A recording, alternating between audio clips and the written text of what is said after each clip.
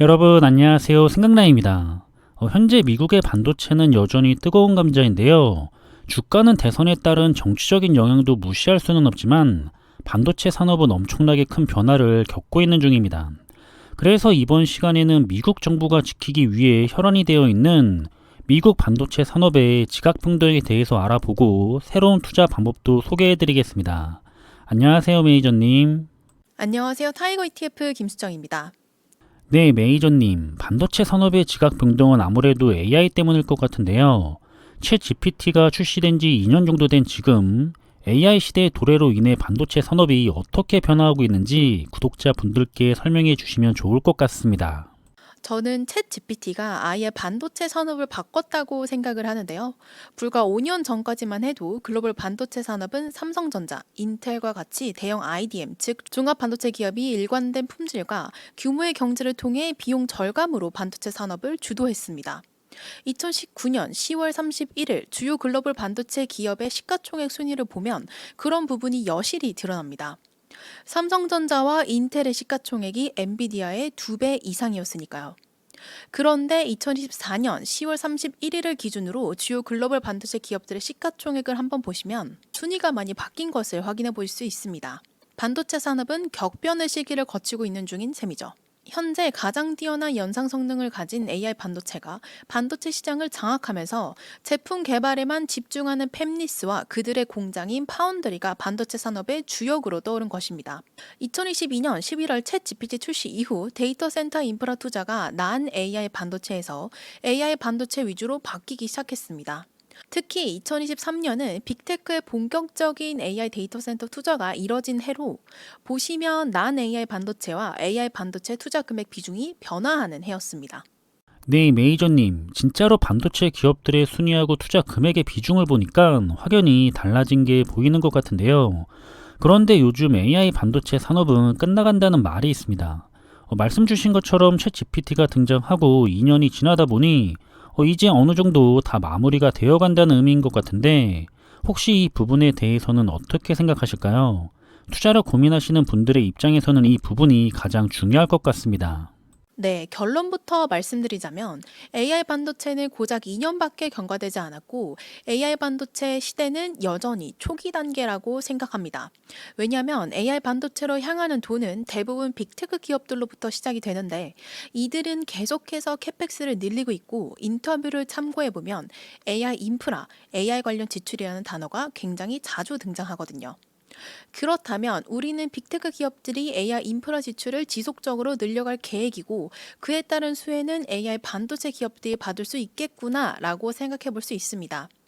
AI 인프라는 보통 데이터 센터를 의미하고 그 데이터 센터에는 셀 수 없이 많은 AI 반도체가 탑재될 가능성이 높기 때문입니다. 네, 메이저님. 그러면 메이저님은 여러 언론이나 신문 기사에서 AI의 겨울이라는 단어가 자주 등장하는데 AI의 겨울은 오지 않을 것이다 라고 생각하시는 걸까요? 당연히 오랜 시간이 지나면 AI에 대한 관심이 지금 같지는 않을 수 있지만 지금 당장 AI의 겨울을 논할 필요는 없다고 생각합니다. 오히려 뜨거운 여름으로 진입하고 있는데 그 사이에 생기는 진통 구간이라 생각됩니다. 그리고 기업들이 실적 발표 혹은 인터뷰에서 말하는 이야기를 종합해보면 반도체 피크아웃 우려를 불식시키죠. 젠슨 황은 2014년 10월 2일 미국 경제 전문 매체 CNBC의 인기 프로그램 클로징 벨에 출연해 차세대 인공지능 전용 칩인 블랙웰이 미친 수요를 보여주고 있다며 모두가 블랙웰을 먼저 손에 넣고 싶어 한다고 말했습니다. 그리고 지연 우려를 불식시키며 블랙웰은 4분기 중에 시장에 정식 출하될 것으로 예상된다고도 전했습니다. 이런 인터뷰를 기반으로 모건 스탠리에서 발표한 엔비디아의 GPU 인도량 추정치를 보더라도 상당한 것을 확인할 수 있습니다. 그리고 TSMC 역시 2024년 3분기 실적 발표에서 AI 수요는 진짜이며 단지 이제 시작일 뿐이다 라고 말했는데 모건 스탠리에 따르면 앞으로도 TSMC의 AI 반도체별 매출은 늘어날 것으로 보입니다. 종합적으로 봤을 때 AI 반도체 겨울은커녕 상당히 핫하다는 것을 알 수 있죠. 네, 메이저님. AI의 겨울은 당분간은 오지 않을 것이고 오히려 시작이다 라고 말씀해 주셨는데요. 그러면 AI 반도체 시대의 승자는 누가 될까요? AI 반도체 시대의 승자를 고민할 때는 두 가지 분야를 기억해 주시면 될 것 같습니다. 첫 번째는 비메모리 반도체, 두 번째는 팹리스와 파운드리입니다. AI 반도체는 데이터 센터와 디바이스에서 AI 연산을 수행하는 비메모리 반도체에 대한 집중적인 수요를 형성하고 있습니다. 실제로 비메모리, 아날로그, 메모리 반도체를 주력으로 생산하는 대표 기업들의 매출액 변동을 보면 반도체 업종 내에서도 성장 산업인 AI 반도체와 경기 사이클을 타는 난 AI 반도체의 차이가 뚜렷합니다. 비메모리를 만드는 반도체 기업들을 또 나누면 팹리스와 파운더리로 나눌 수 있는데요. AI 반도체는 팹리스와 파운드리가 대부분 독점 설계 그리고 독점 생산입니다. 그래서 구조적으로 다수의 기업이 경쟁하는 다른 반도체 기업들과는 격차가 벌어질 수밖에 없는 거죠. 팹리스 기업들은 생산 공정을 위해서 막대한 돈을 지출하지 않아도 되니 기술 개발에만 집중 투자가 가능했고 더 높은 성능의 반도체를 개발하는 데 성공했습니다. AI 워크로드에 최적화된 칩 설계에만 집중함으로써 압도적인 성능을 자랑하는 팹리스 기업들이 나타난 거죠. 그리고 이런 변화를 저희만 인지하고 있는 건 당연히 아닙니다. 미국에서 반도체 산업 벤치마크 지수로 사용되는 게 속스 지수라는 건 다들 알고 있으실 것 같습니다. 나스닥에서 1993년 12월에 만든 지수죠. 그런데 이런 AI 발전으로 인해 반도체 산업의 변화를 반영해서 30여 년 만에 필릭스 US AI 세미컨덕터 인덱스 ASOX 지수를 개발했습니다. 30년 만에 속스 지수의 새로운 버전을 출시했다는 점에서 상당히 시사하는 바가 큽니다. AI 반도체 설계와 관련된 팹리스 그리고 IP와 EDA 기업의 비중을 확대한 대신에 아날로그 반도체 기업, IDM 기업은 제외시키면서 차세대 AI 반도체 시장의 성장을 온전하게 누릴 수 있는 지수를 발표한 거죠. AI 반도체 시대의 승자를 모아서 지수를 만들었다 생각할 수 있습니다. 네, 메이저님, 나스닥이 SOX 지수 다음으로 출시한 ASOX 지수, 이를 추종하는 ETF가 있을까요? 있다면 설명을 부탁드리겠습니다. AI 속스 지수를 추종하는 ETF로는 타이거 미국 필라델피아 AI 반도체 나스닥 ETF가 있습니다. 이 상품은 앞에 말씀드린 대로 이제 차세대 반도체 시대를 이끌어 갈 것으로 기대되는 미국 반도체 기업들만 선별해서 투자합니다.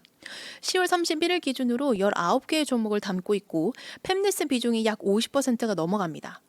AI 반도체 시대의 첨단 반도체 산업을 이끌어갈 기업들이 팹리스인 만큼 가장 높은 비중을 담고 있고 AI 반도체 생산을 담당하고 있는 TSMC 비중도 높다는 것이 특징입니다. AI 반도체 시장의 변혁은 여전히 강력한 초과 수요를 보여주는 산업인 만큼 속스 지수가 요즘 반도체 시장의 성장성을 제대로 담고 있지 못하다라고 느꼈던 분들이라면 더욱 관심 있게 보실 ETF라고 말씀드릴 수 있습니다. 네, 메이저님, AI 반도체 산업에 대한 이야기 그리고 투자 방법까지 잘 들었습니다. 그럼 구독자분들께 마지막으로 해주실 말씀 있으실까요? 미국 반도체 기업들에 대한 관심은 여전히 뜨겁습니다. 정치적인 이슈에 영향을 받겠지만 결국 IT 산업의 발전 방향성에 주가는 더욱 영향을 받을 것으로 보이는 산업입니다. 그런 만큼 이번에 나스닥이 30여 년 만에 출시한 미국 AI 반도체 지수인 ASOX 지수를 추종하는 타이거 미국 필라델피아 AI 반도체 나스닥 ETF에도 많은 관심 부탁드립니다. 네, 지금까지 미래에셋 자산운용 타이거 ETF의 김수정 선임 매니저님과 함께 했는데요. 좋은 정보 정말 감사드리고요.